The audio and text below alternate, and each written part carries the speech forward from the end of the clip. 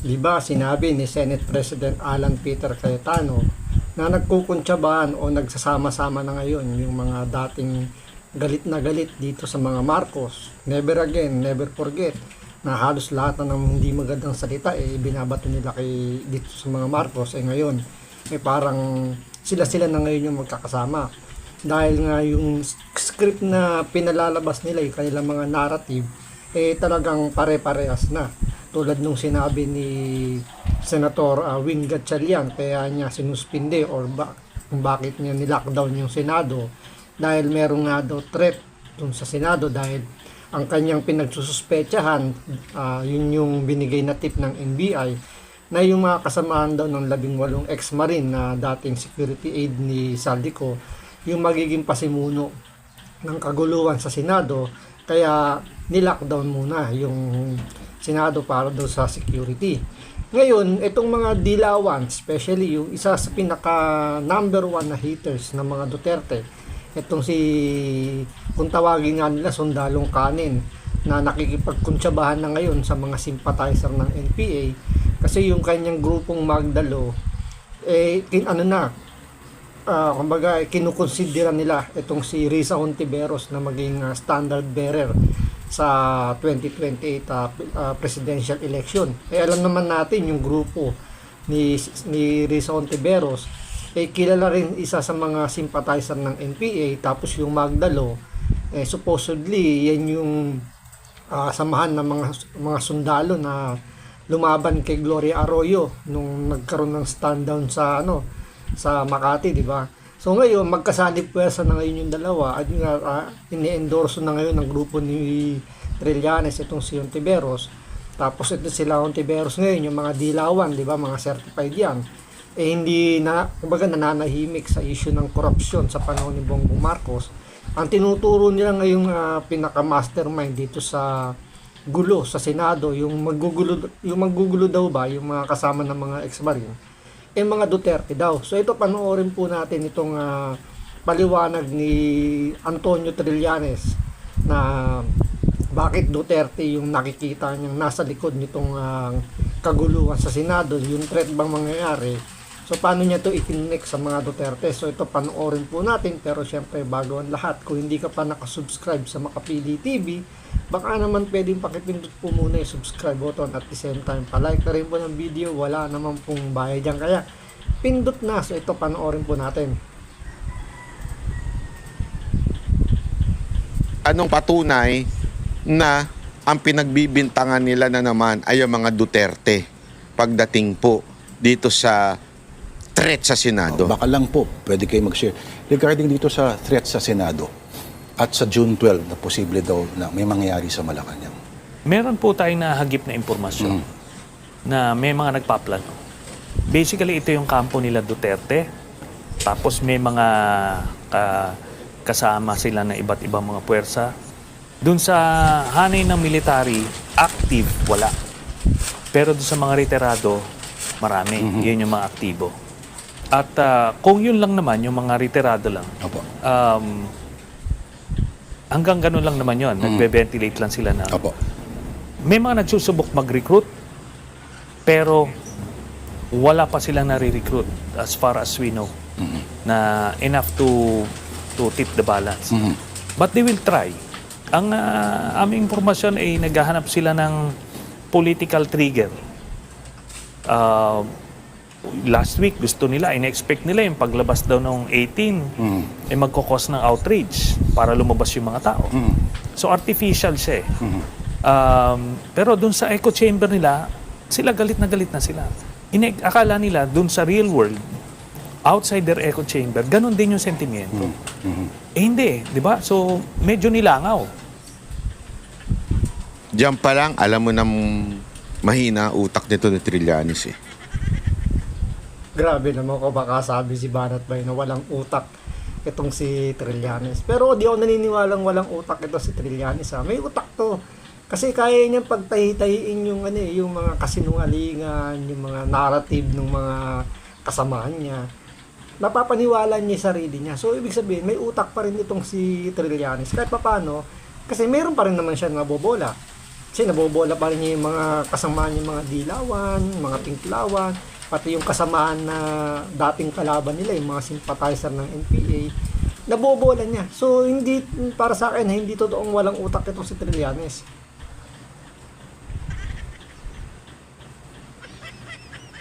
Hindi, alam nyo kung bakit? Yung sinasabi niyang hindi daw, yung same ang outrage. Hoy, magbasa ka ng numero. Lahat ng survey, hindi po ng Duterte survey ha, mga lehitimong survey, pabagsak ng pabagsak ang rating ni Marcos. Anong ibig sabihin nun? Kasi nagagalit na po ang taong bayan. Kaya katarantaduhan niya sinasabi mo. Isang kabubuhan na naman yung sinasabi mo na yan. Na hindi, wala namang problema. Ay, hindi. Mahina talaga yung utak mo. Sorry pero that's the truth. Mahina. Ang Beatrice po. Ay, naku ka. Sobra. Parang napaka-delusional nun, ha, Oo, Senator? yes. Pero yung echo chamber effect kasi nagbabounce sa'yo, parang nag intensify yung galit mo. Kala mo marami na kayong galit na galit, parang buong mundo na. Pero yung pala, pag nanawagan kayo, kakaunti lang kayong pupunta. Yung physical. Yeah. May ganun ba sa tingin mo si Senator Alan Cayetano? Kung delusional, Yung, kumbaga sa echo chamber niya ay sold siya na baka ito'y zeitgeist. yes. Ganun nga mismo, no? Meron siyang false sense of the pulse of the people. Ang pananaw niya, yung lahat ng mga maka-Sara Duterte ay pabor sa ginagawa niya. Hindi niya alam, karamihan ng mga Pilipino are focused on their daily lives. Naghahanap buhay, gano'n. Bihira lang yung babad sa politika dyan. Malaki na yung 20%. All the rest are doing other things. Pero definitely, yung sinasabi mong 20% lang ang babad sa politika at yung iba, yung 80% ay hindi. Pero definitely, ayaw ka. Di ka nga manalo-nalo eh. Oh. Di ba? Hindi ka manalo-nalo. Kaya ayaw sa'yo. Ikaw, alam mo ito, ang sinasabi niya parang nabubuhay daw sa chamber, sa sariling chamber o yung sa bubbles itong mga Duterte. Ikaw ang mas nabubuhay doon. Kasi takbo ka ng takbo kahit alam mong wala nang may gusto sa'yo. Mantakin mo Caloocan mayor na lang. Hindi ka pa nanalo. Which is totoo naman di ba? Kumbaga etong sinasabi ni Antonio Trillanes, nagbaback to you, nagbabounce back sa kanila na kahit anong ingay na gawin nila dito kay Sara Duterte, sa mga Duterte supporters, walang epekto Lalo-lalo na kay Vice President Sara Duterte, walang epekto pagdating sa survey. Kaya lahat na lang ng pwede nilang gamitin para pabagsakin si Sara Duterte, ginagawa nila. Andyan yung impeachment, andyan yung mga witness na ginagawa nila, pero still mataas pa rin yung survey ni Sara Duterte. Kaya nga 'di ba itong si Trillanes, pansinin niyo yung mga dilawan kapag pumupunta sa mga lugar, probinsya, especially Mindanao, Visayas, may pumupunta ba sa kanila? Kung may pumunta, anong sinisigaw? Minumura sila, Duterte ang sigaw. So yung sinasabi niya na yung 20% lang daw yung pumupunta kapag may patawag yung mga Duterte supporters na magtipon-tipon, konti lang daw pumupunta, which is totoo naman kasi hindi mo naman pwedeng lahat pupunta yon, gawa nga ng siyempre may mga trabaho, kailangan buhayin yung pamilya. Hindi mo masisising hindi sila pumunta, hindi dahil wala silang pakialam, hindi lang nila pwedeng talagang talikuran yung kailang mga commitment, gawa nga yun siyempre kailangan kumita sa hirap ng buhay, sa ninanakaw na pera ng mga kasangga ni Bongbong Marcos. So kailangan talagang magtrabaho, kaya talagang walang pupunta. Pero pag sila ba nagpatawag ng ganyang pagtitipon-tipon, may pumupunta ba? Mas nilalangaw pa.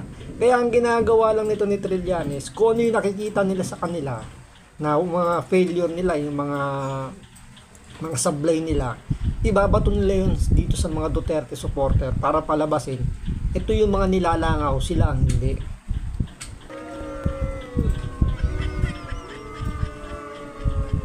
Di ba?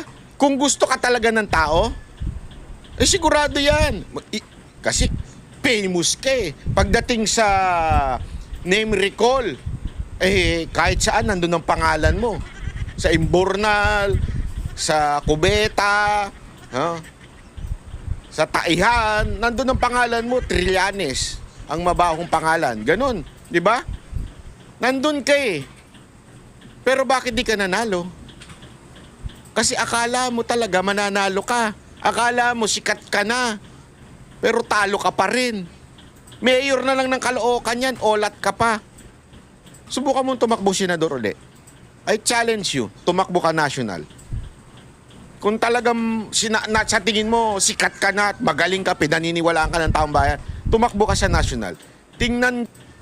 Dito magkakaalaman kasi inendorso ng Magdalo Group, yung grupo nito ni Trillanes, itong si Riza Hontiveros bilang standard bearer ng presidency sa 2028. So diyan magkakaalaman talaga kung meron bang talagang magic itong si Trillanes na magpa-boost ng o kaya makakapag-convert ng boto. So doon natin malalaman kasi kung sa Caloocan nga hindi nga siya nakakuha ng boto, what more sa sa national election. Kung mas maganda siguro kung hindi lang senador ang puntiriyahin niya ngayon, tumakbo siyang vice president ni Risa Hontiveros para magkaalaman talaga kung kaya niyang buhatin or kung totoo yung sinasabi ni Banat Bay na doon siya sa kanal pupulutin. Tingnan ko yung iyong yabang. Hindi ka mananalo, Trillanes. Hindi. Kaya ito yung echo chamber effect na kayo, yung mga nagko-comment dyan, ang dami, iba may Parang trolls ikaw, pa. may echo chamber ka eh. Troll farms mo. That's the worst thing na mangyari. Kung yung propaganda machine mo, pinapaniwalaan mo na, ganun na mangyari. Malilihis ka ng landas. At Tingnan nyo, pati sa social media, ang sinasabi nila, kaya maraming supporter yung mga Duterte sa social media, dahil sa troll farm. So, marami yung, maraming tumaas yung kilay dyan, especially sa mga Duterte. Kung paano nagkaroon ng troll farms yung mga Duterte, wala nga perang inilalabas o wala nga maibigay, gawa nga si Pangulong Duterte nasa dahi. So, malaking gastusan yan. So, sino magpopondo para magkaroon ng troll farm? Samantalang itong si Bongbong Marcos, umamin to na meron siyang troll farm nung nakaraang presidential election. At marami nagpapatunay na vlogger nga na binayaran nga daw sila para i-promote itong si Bongbong Marcos. So, nakita nyo naman uli rito, yung ginagawa uli nila para mapagtakpan sila, ibinabato nila naman dito sa mga Duterte, which is yung troll farm naman. At so yung sinasabi ko kanina, they would like to create a political impasse, then magmo-mobilize sila ng mga tao, tapos they're going to hope na may magwi-withdraw ng support sa AFP para install si Sara, patalsikin si President Marcos. Ganon yung template. Alam mo, walang ganun sa totoo lang. Ako naniniwala ako kasi pagka ganyan, magkakaroon pa ng issue. Sure win naman na sa 2028 si VP Sara Duterte. Sure win yan. Panalo yan. Alam mo kung bakit? Kayo nga hindi magkasundo kung sino lalaban Tapos yung babasbas ba yung presidenting negative 15. Kahit anong anggulo mo tingnan, panalo si VP Sara Duterte. Kahit anong anggulo. Wala. Kaya aantayin na lang niya kaysa pa magkaroon ng issue patungkol sa kanyang pag-assume ng power kung sakasakali mapatalsik si Marcos. Kaya nga pansinin nyo, di ba? Never nanawagan si Sara Duterte ng pagbaba ni Bongbong Marcos yung pag-resign. Kumbaga, tinutumbok niya lang kung ano yung mga pagkakamali nito ni Bongbong Marcos, yung mga sablay niya, yung mga maling desisyon niya, di ba? Yun lang ginagawa ni Sara Duterte. Pero never siyang nagsabi na mag-resign na si Bongbong Marcos. hinihikayat niya yung taong bayan na magkaklas na. Wala ka maririnig na ganun kay Sara Duterte. So, ang ginagawa lang talaga niya ngayon, which is kahit medyo nakakainip lang dahil ka 2028 pa, talagang aantayin niya lang na kusang bumaba itong si Bongbong Marcos pagkatapos ng kanyang termino. Yun lang, kung bababa siya bilang presidente, kasi may bali-balita nga diba na magkakaroon daw ng term extension ang presidente at yung mga politiko ngayon, dahil yung ginagawang diskarte nila ngayon na kung hindi nila makuha sa impeachment si Sara Duterte, dadalihin na dito sa Senado sa pag-amyenda ng batas. Kaya nga pansinin nyo, lahat ng Duterte senators na nandun sa nasa majority ni Cayetano, ni Alan Peter Cayetano, kinakasuhan para mawala sila sa bilang ng majority. So sa kanila gagawin yung pag-amyenda ng batas. So marami silang plano diyan. Andiyan yung ibababa daw yung edad ng presidente, andiyan yung magpapapasok sila ng mas batang kumbaga pwedeng tumakbo yung mas bata na edad. So target nila si Vico Soto, yun ang sabi nila. So andun yung mga plano nila para yun nga mapigilan lang na maging presidente si Sara Duterte.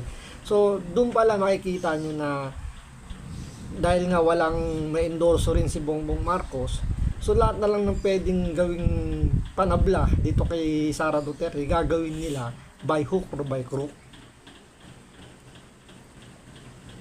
Alam mo, dito mo malalaman na mahina ang kokote nito ni Trillanes Naalala niyo yung kahapon pinlay natin na video na nananawagan na kay BP Sara Duterte? Totoo yun. Ang dami ng grupong nananawagan kay BP Sara Duterte. Kung si BP Sara Duterte ay may ganyang klasing sakim na na ugali, yung katulad na ugali nito. Remember, nagrebelde ito ha. Mas meron pa siyang ganung ugali kaysa kay BP Sara Duterte. Si BP Sara Duterte, kumuman lang yan. Sa taas ng rating yan, mag-command lang yan ng tao, mag-mobilize lang yan ng tao, mag-utos lang yan sa mga sundalo. Alam mo nga, meron nga nagsabi sa akin. Sabi sa akin, alam mo, gawin lang ni BP Sara Duterte, mag-declare lang siya ng sarili niyang gobyerno, a revolutionary government. I declare this government is no longer functioning. I declare a revolutionary government. Sino sasama sa akin? Alam mo, siguradong taubang administrasyon na to. Which is totoo talaga. Yan lang ang inaantay talaga nila dyan, yung mag-declare si Sara Duterte. Pero dahil nga sinunod niya ngayon yung payo ng kanyang tatay. Kasi di ba nagkamali na nga siya dun sa unang desisyon niya na tumakbo bilang vice presidente. This time, mukhang sinunod niya na ngayon yung payo ng tatay niya na huwag siyang gagawa na ang makikinabang siya. Huwag siyang gagawa ng isang hakbang na patalsikin si Bongbong Marcos. Dahil pa nangyari yun, wala tayong magagawa. Kumbaga, ibubutas sa kanya yun dahil dun sa law of succession. Siya talaga ang magmamana ng administrasyon ni Bongbong Marcos. So, yun ang iniiwasan ngayon ni Sara Duterte na magkaroon ng ganung narrative. Kaya talagang ang ginagawa niya lang magantay. Lagi naman yung sinasabi sa kanyang mga statement niya, di ba? Lagi na antayin natin yung 2028. So hangga't kaya talaga lakasan lang ng loob to sa mga Pilipino na kayanin pa natin hanggang 2028 dahil talagang yun lang ang tanging paraan para maging presidente si Sara Duterte ng legal, dadaanin sa eleksyon. So hanggang dito lang po muna. Maraming salamat po sa panonood. Ingat po kayo lagi. God bless.